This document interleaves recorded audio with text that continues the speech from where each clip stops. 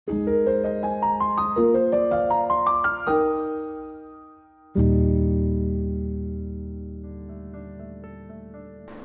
Christ-like people.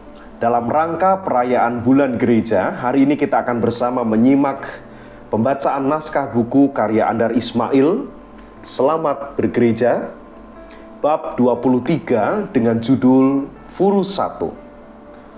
Selamat menyimak dan merenungkan. Ohayo. Demikian salam orang Jepang pada pagi hari. Kita mengira itu berarti selamat pagi. Bukan. Ohayo mempunyai arti lain. Untuk dapat mengerti kata itu yang sesungguhnya, kita harus melihat dulu budaya dan bentuk masyarakat yang melahirkan ucapan itu.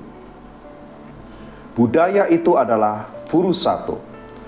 Furus 1 berarti desa yang sejak dulu kita diami. Furu berarti lama dan satu berarti desa. Orang-orang yang sudah lama bermukim di sebuah desa secara bersama menyebut komunitas mereka Furus 1. Beberapa ratus tahun lalu masyarakat Jepang masih betul-betul agraris. Mereka bercocok tanam padi. Mereka bangga menjadi petani. Tiap desa merasa bahwa beras mereka lebih enak dan lebih pulen daripada beras desa lain. Gaya hidup keluarga-keluarga petani dalam komunitas Furus 1 adalah respek terhadap senior, tenggang rasa, akrab, saling tolong, bekerja keras, disiplin, dan berjiwa kerjasama.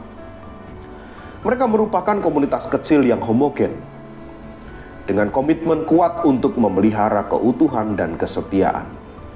Jika pada suatu waktu ada seseorang pindah ke kota, mereka tetap memelihara hubungan.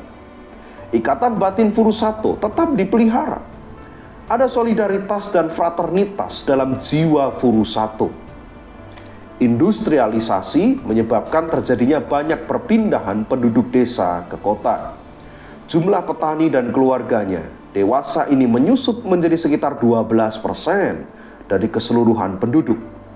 Namun, pemerintah Jepang mempunyai kebijakan agraris yang memberi proteksi kepada petani. Impor beras dilarang dan harga beras dijaga stabilitasnya. Walaupun sudah terjadi industrialisasi, namun Jepang tetap mempertahankan diri sebagai negara agraris. Oleh karena desa-desa pertanian sudah menyusut, dengan sendirinya budaya Furus 1 pun agak memudar. Tetapi ternyata kini dunia industri mengambil alih jiwa Furus 1 itu. Psikologi industri meneliti jiwa Furus 1 lalu menerapkan budaya itu dalam perusahaan. Nilai-nilai luhur Furus 1 dihidupkan dalam perusahaan dalam bentuk sistem senioritas, sistem dinamika kelompok, sistem komitmen dan loyalitas. Salah satu implikasinya adalah bahwa karyawan berkinerja secara optimal, kadang-kadang bekerja lembur atas prakarsa sendiri tanpa mau dibayar, dan sebaliknya majikan memberi kesejahteraan bagi karyawan secara optimal pula. Budaya Furus 1 membuat orang Jepang merasa malu jika pindah kerja. Mereka mengidealkan bekerja seumur hidup di perusahaan yang sama. Budaya Furus 1 pun dikembangkan dalam gereja. Gereja-gereja di Jepang pada umumnya kecil. Gedung gereja mereka biasanya hanya memuat sekitar 200 kursi dan berbentuk sederhana. Mereka tidak memakai pengeras suara atau alat elektronik lain. Seusai ibadah, umat langsung bergotong royong mengepel lantai gereja, menyikat toilet, dan menyapu kebun gereja. Gereja di Jepang menjunjung budaya Furus 1 sebagai hakikat dan ciri komunitas iman. Nasihat Rasul Paulus kepada umat di gereja Filipi sejajar dengan budaya Furus 1. Tulis Rasul Paulus, hendaklah kamu sehati sepikir dalam satu kasih, satu jiwa, satu tujuan, dengan tidak mencari kepentingan sendiri atau puji-pujian yang sia-sia.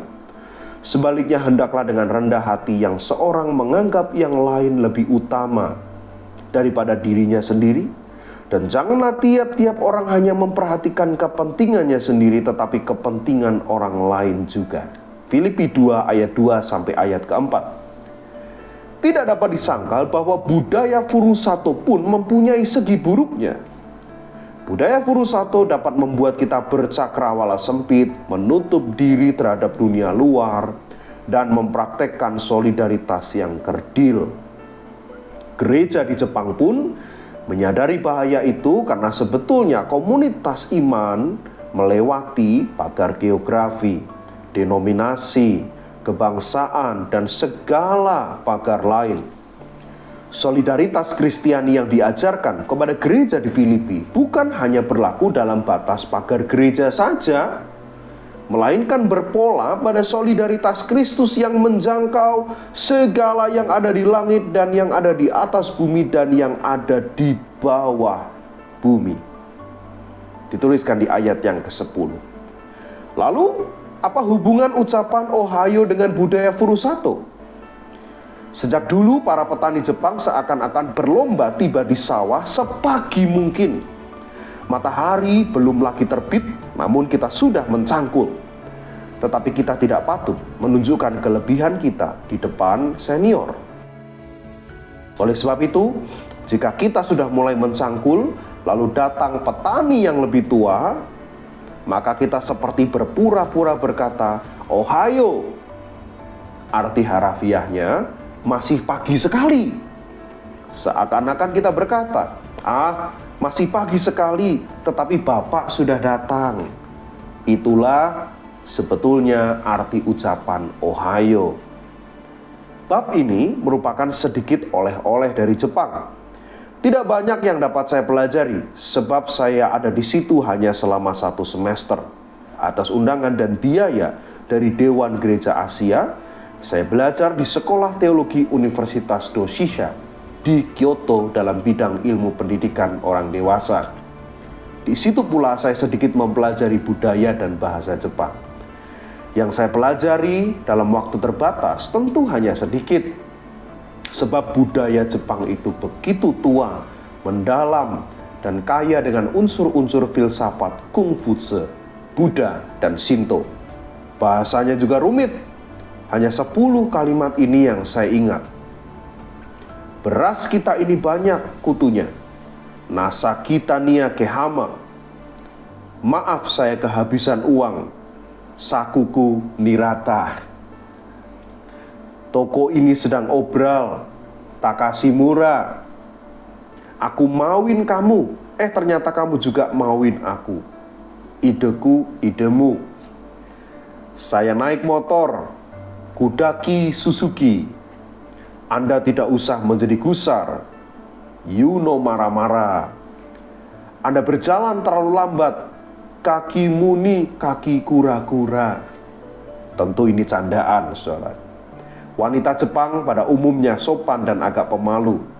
Nonani hodisu kamaru-maru. Cinta kami terikat kuat dan berlandasan kokoh. Kami jodoh kawatanabata. Nah, sampai di sini dulu tulisan saya ini. Coret anakku Nitamato. Canda Pak Andar Ismail.